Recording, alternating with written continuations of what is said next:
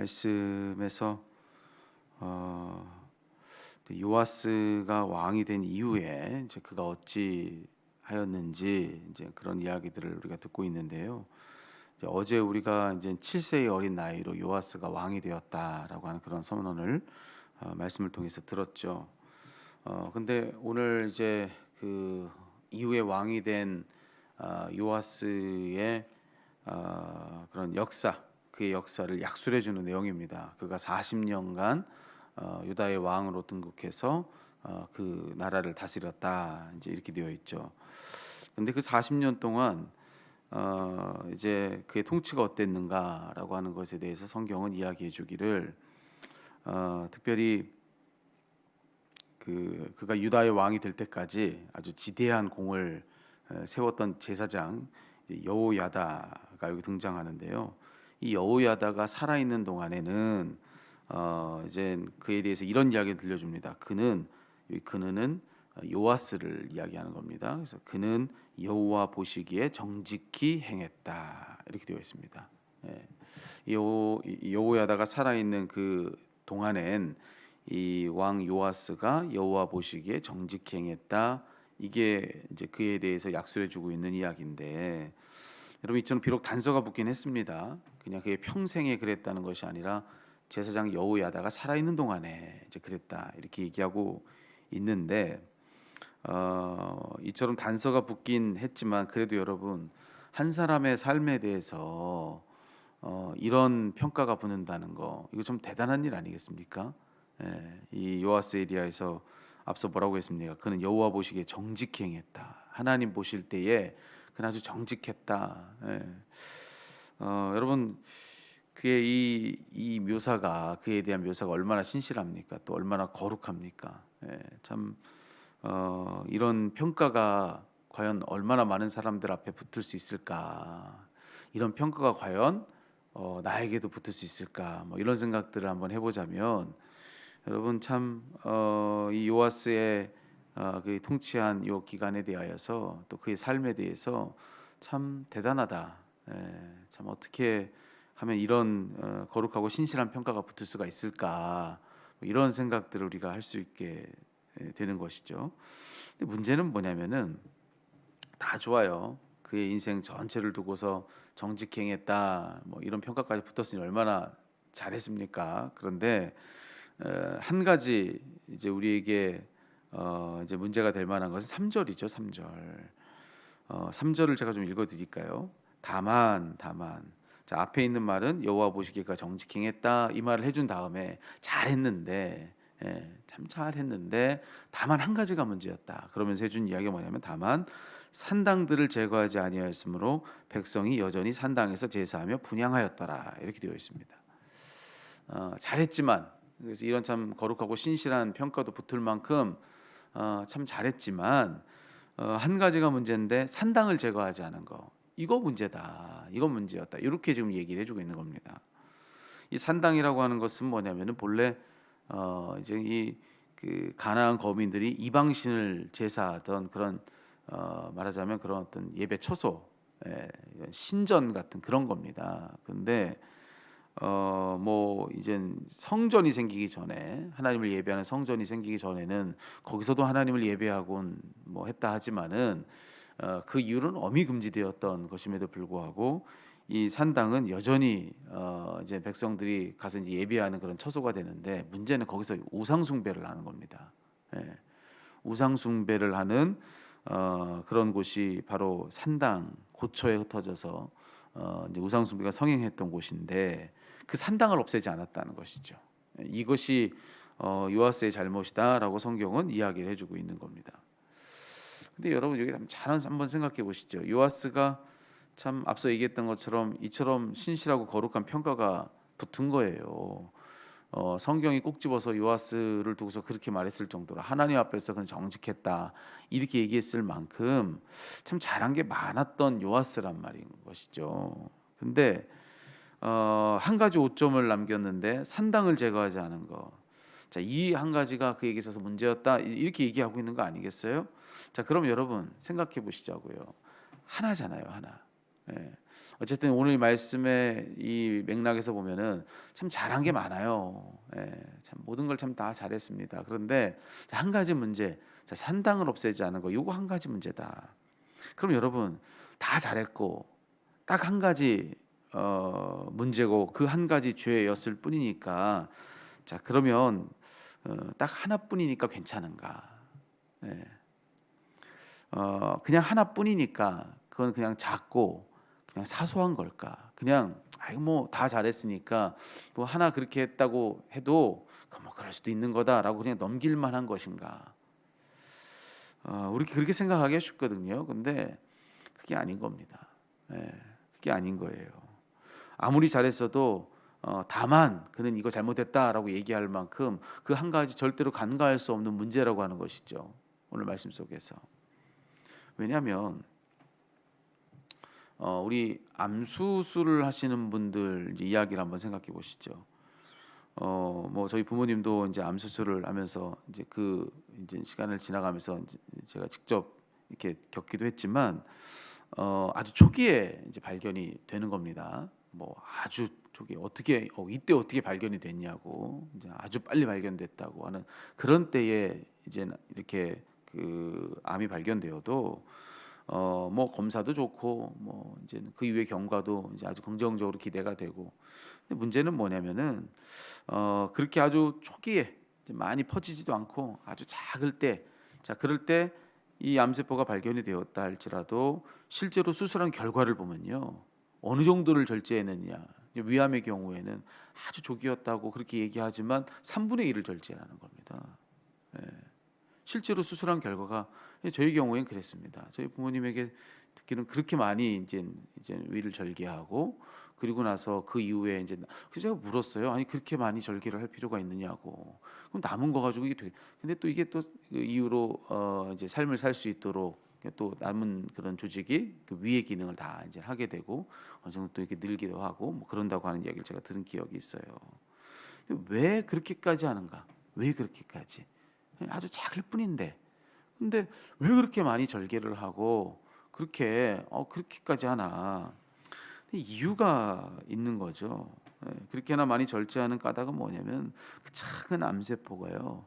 지금은 작지만 이 작은 암세포가 그냥 가만히 있는 채로 있지 않기 때문에 그런 겁니다. 그러니까 내가 보이는 것이 그만큼이라 할지라도 실제로 그만큼이라고 확신할 수가 없는 거죠. 예, 앞으로 더 퍼져나갈 수 있는 가능성도 있고, 그러니까는 보이는 것이 요만큼이라도 그 훨씬 이상을 다 절개를 하게 되는 겁니다. 왜냐하면 그냥 작은 채로 그냥 가만히 있지 않기 때문에, 그 작은 것이 자라서 점점 더 큰 것이 되는데 우리 눈에 보이는 것이 전부가 아니니까 그렇게까지 할 수밖에 없다고 하는 것입니다. 죄도 그래요. 죄도 그렇습니다. 예. 여러분 죄도 그렇고 뭐 이런 그 우리의 질병을 유발하는 암세포도 그렇고, 이거 결국 점점 자라서 우리를 집어삼키는 거거든요. 그러니까 이 속성이 죄도 똑같아요. 예. 죄도 우리는 작은 죄와 큰 죄를 나눕니다. 그렇게 나누고 싶은 까닭은 뭐냐면은 비교적 그래도 우리 그렇게 큰 죄는 아니니까 난 괜찮아. 예. 그러고 싶어서 그런 겁니다. 예. 죄가 있지만 죄 없는 것처럼 있고 싶은 마음에 우리는 큰 죄와 작은 죄를 나누고 우리가 생각할 때 누구보다 좀 작으면 나 죄 없다고 생각하고 그냥 그렇게 치부하고 넘어가거든요. 그러고 싶은 겁니다. 그런데 여러분, 작은 죄와 큰 죄가 과연 있을까요? 이 작은 죄라고 하는 것도 그냥 아무리 지금은 작아도 결코 작은 채로 그대로 있을 거 아니라고 한다면, 예, 그것이 점점 자라서 결국에는 큰 죄가 되고, 그리고 점점 더 그렇게 큰 죄가 돼서 결국 우리 전체를, 우리의 존재를 다 집어삼키고 말 만큼 그런 파괴력을 그 안에 다 가지고 있는 것이 맞다고 한다면, 그리고 실제로 우리가 이 죄가 아무리 작아 보여도 우리 보이는 것이 절대로 전부가 아니라고 하는 사실까지도 인정한다고 한다면, 우리가 보이지 않는 차원에서 이 죄가 우리 속 깊은 곳에서 뿌리내려서 우리에게 어떤 치명적인 지금 영향을 주고 있을 수도 있다라고 하는 것까지를 감안한다고 한다면, 여러분 지금 내가 당장 보이는 요것이 작다고 해서 그냥 그대로 둘 수가 있겠는가? 예. 여러분 암세포를 두고도 그럴 수 없는 거라고 한다면 죄도 당연합니다.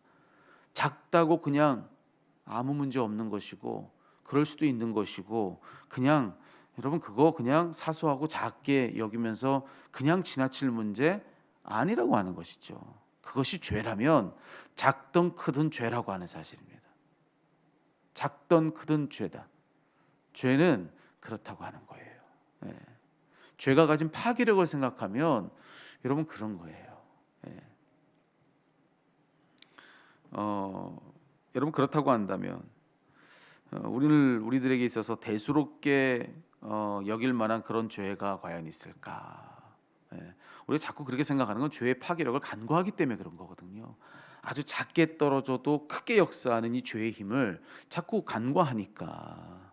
그러니까 이 작은 죄는 문제 없다 이야기하지만 그렇지 않아요. 그 작은 죄 하나도 큰 죄가 가진 그 파괴력을 똑같이 그 안에 속에서 가지고 있다라고 한다면 여러분 아무리 작은 죄를 내 안에서 봤다 할지라도 여러분 이거요 대수롭게 여기지 않을 대수롭게 여길 그런 문제가 아니라고 하는 것입니다.